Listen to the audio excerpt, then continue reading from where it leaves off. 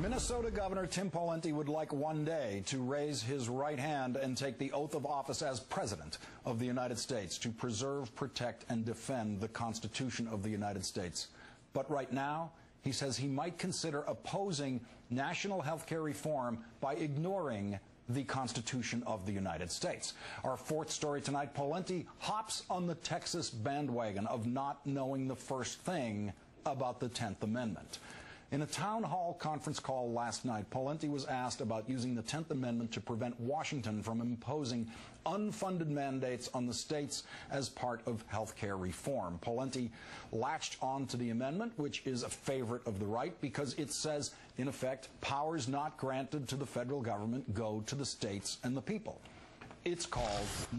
I believe that amendment has been discounted to the point of making me very sad.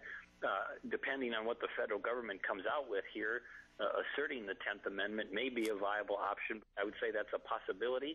You're starting to see more governors, including me, and specifically Governor Perry from Texas, and most Republican governors express concern around these issues and get more aggressive about asserting and bringing up the 10th Amendment. The concept is called nullification, or state sovereignty, the notion that states can opt out whenever the federal government tries to exert a power not enumerated in the Constitution. Unfortunately for Governor Pawlenty, nullification's heyday came before the Civil War. Subsequent court rulings and laws empowered the federal government to enforce its laws, as it did when Arkansas tried to nullify the new federal law integrating American classrooms.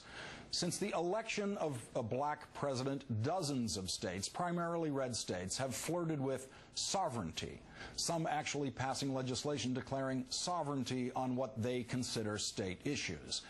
Texas Governor Rick Perry has even dabbled in secession talk. So where does Pawlenty's state stand on sovereignty? According to the Minnesota Sovereignty Project, quote, sovereignty legislation got ignored and died in committee. Of course, none of this addresses what the powers of the Constitution does grant the federal government, so let's do that. Article 1, Section 8, the powers of Congress. The Congress shall have power to provide for the common defense and general welfare of the United States, to regulate commerce among the states. Joining us now is Jonathan Turley, professor of constitutional law at George Washington University. Thanks for your time tonight, Jonathan. Hi, Lawrence. It seems a bit unfair to me to put up a real-life constitutional law professor against Governor Pawlenty, but let's go ahead. Governor Pawlenty is, in fact, a distinguished graduate of the University of Minnesota Law School, and he's backed down on his 10th Amendment talk in the last 24 hours. So where do history and precedent leave us on this issue? Well, the problem with those that are looking to the 10th Amendment for support is that the Supreme Court really offers very little encouragement for these types of claims. In a case called Gonzalez in 2005, the Supreme Court basically adopted a standard whether something bears a substantial relationship to commerce. And, you know, even before that, 1937, for example, the Supreme Court said Congress has to have the ability to deal with nationwide calamities. And the court has interpreted what is commerce, what is economic activity, very, very broadly. In order to get to where these individuals want to go, they will have to plow through decades of precedent. That's going to be a rather tall order to ask, even from a fairly sympathetic Supreme Court. Now, last month, Minnesota's most colorful politician, Congresswoman Michelle Bachmann, also endorsed invoking the 10th Amendment, but said it will only work if all the states band together.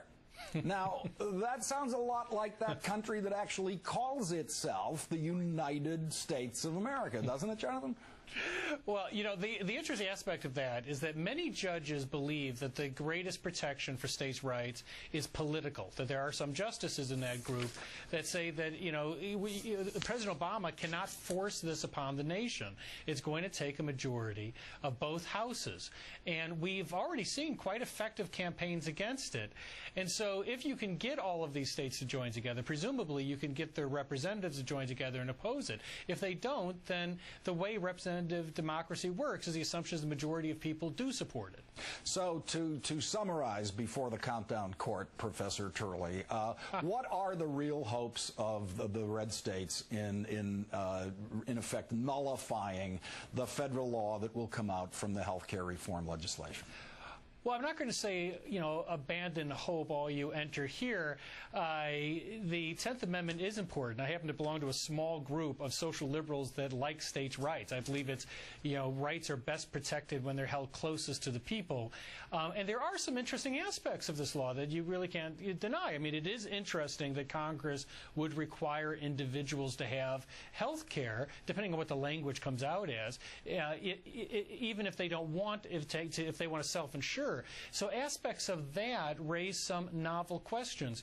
But against it is this huge weight of history where the Supreme Court has said that there are markets out there that Congress needs to be able to regulate. One of the largest markets is the healthcare market, and it's affecting other markets. It's affecting the nation as a whole. And I think most judges will view it that way, that there's really no way to regulate this market unless you intervene in this fashion. And so the odds are stacked heavily against them in terms of success. I wish that was the final word on this, but I have a feeling you'll be back talking about the 10th Amendment as this year goes by. Thank you very much, Professor Jonathan Turley of George Washington University.